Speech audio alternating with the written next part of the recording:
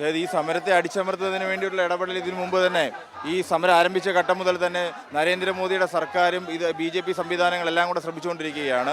ആ ഘട്ടത്തിലെല്ലാം തന്നെ വിദ്യാർത്ഥികളും ചെറുപ്പക്കാരും രാജ്യത്തെ നാളത്തെ ഇന്ത്യയെ സംരക്ഷിക്കുന്നതിൻ്റെ ഉത്തരവാദിത്വം ഏറ്റെടുത്തുകൊണ്ട് സമരരംഗത്ത് തന്നെയാണ്. ഈ സമരം എന്ന് പറയുന്നത് ഇവിടെ ചില വ്യക്തികളുടെ മാത്രം സമരമല്ല. ഇത് രാജ്യത്തെ വിദ്യാർത്ഥികളുടെ ഭാവി, ഇന്ത്യയെ സംരക്ഷിക്കുന്നതിന് വേണ്ടി, നാളത്തെ ഇന്ത്യ രക്ഷിക്കുന്നതിന് വേണ്ടിയിട്ടുള്ള സമര പോരാട്ടമാണ്. ഈ രാജ്യത്ത് ഇതുവരെയായി ഈ കഴിഞ്ഞ 2 മാസത്തിനിടയിൽ ഈ സർക്കാർ 21ഓളം വരുന്ന വിദ്യാർത്ഥികളാണ് മരണത്തിലേക്ക് തള്ളി നീക്കിയത്. ആ മരണത്തിൻ്റെ അതിൻ്റെ മുകളിൽ നിന്നാണ്, ആ ചോരക്കറയുടെ മുകളിൽ നിന്നാണ് ഇത്തരത്തിലുള്ള ഭരണം BJP സർക്കാരും ധർമ്മേന്ദ്ര പ്രധാനും നടത്തിക്കൊണ്ടിരിക്കുന്നത് എന്നുള്ളതാണ് യാഥാർത്ഥ്യം.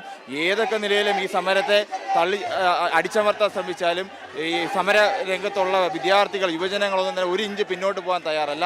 ശക്തമായി തന്നെ ഈ സമരം മുന്നോട്ട് കൊണ്ടുപോകും. ഒരു നിലയിൽ പിന്നോട്ട് പോകത്തില്ല. ധർമ്മേന്ദ്ര പ്രധാൻ്റെ രാജി, അതോടൊപ്പം തന്നെ ഈ സർക്കാർ നടക്കുന്ന അഴിമതി, കൊടുങ്കാര്യസ്ഥത, അത് സമൂഹത്തിന് മുമ്പാകെ തുറന്നു കാട്ടിക്കൊണ്ട് രാജ്യത്താകമാനുള്ള ജനങ്ങളാകമാന് ഈ സമരത്തിന് ഐക്യദാർഢ്യം പ്രഖ്യാപിച്ചുകൊണ്ട് വരും. 20-ാം തീയതി പ്രഖ്യാപിച്ച പാർലമെന്റ് മാർച്ച് 20-ാം തീയതി തന്നെ നടക്കും.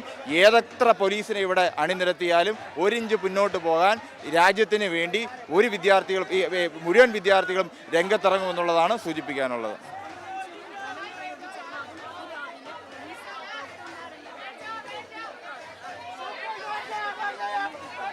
ബോധപൂർവം അതാണ് ഈ സമരത്തെ അടിച്ചമർത്തുന്നതിന് വേണ്ടിയുള്ള ശ്രമം നടത്തിക്കൊണ്ടിരിക്കുകയാണ്.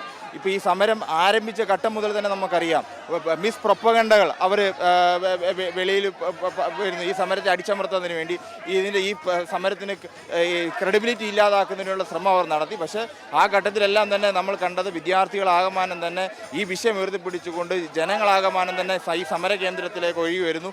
രാജ്യത്താകമാനം തന്നെ വലിയ സമരം നമ്മളത് കണ്ടതാണ്. അപ്പോൾ ആ ഘട്ടത്തിൽ തന്നെ നമ്മൾ പറഞ്ഞു 1 ഇഞ്ച് പിന്നോട്ട് പോകാൻ വിദ്യാർത്ഥികൾ തയ്യാറല്ല. ഇത് എഫക്റ്റഡ് ആയിട്ടുള്ള ജനങ്ങൾ തയ്യാറല്ല. ജനങ്ങളാകമാനം തന്നെ ശക്തമായി, വിദ്യാർത്ഥികൾ, യുവജനങ്ങൾ സംയുക്തമായി ഇതൊരു വലിയ സമരമായി മാറുമെന്നുള്ളത് തന്നെയാണ് സൂചിപ്പിക്കാനുള്ളത്.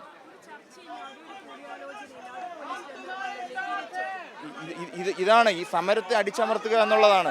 സംഘപരിവാറിൻ്റെ BJPയുടെ ഒരു സമരത്തിനെ പോലും ഇത്രയും ഭയക്കുന്ന ഒരു എതിർ ശബ്ദത്തെ, മുദ്രാവാക്യത്തെ പോലും സംരക്ഷിക്കുന്നത്. അതായത് ഈ സമരം ഇവിടെ ആരംഭിച്ച ഘട്ടത്തിൽ രാജ്യത്താകമാനം തന്നെ വിദ്യാർത്ഥികൾ സമരം എടുത്ത ഘട്ടത്തിൽ പറഞ്ഞത് ഇത് തീവ്രവാദികളുടെ 2ാം ഗ്രൂപ്പുകളാണ്, അതോടൊപ്പം തന്നെ പാകിസ്ഥാനികളാണ്, ചൈനീസ് ഫണ്ടഡാണ് എന്നൊക്കെയുള്ള കാര്യങ്ങൾ പറഞ്ഞ്, കാരണം രാജ്യത്തെ ലക്ഷക്കണക്കിന് വരുന്ന വിദ്യാർത്ഥികളുടെ ഭാവിയെ അവതാളത്തിലാക്കി അത് ചോദ്യം ചെയ്തപ്പോഴാണ് ഈ നിലയിൽ ഈ സമരത്തിനെ അടിച്ചമർത്താനുള്ള ശ്രമം നടത്തിയത്.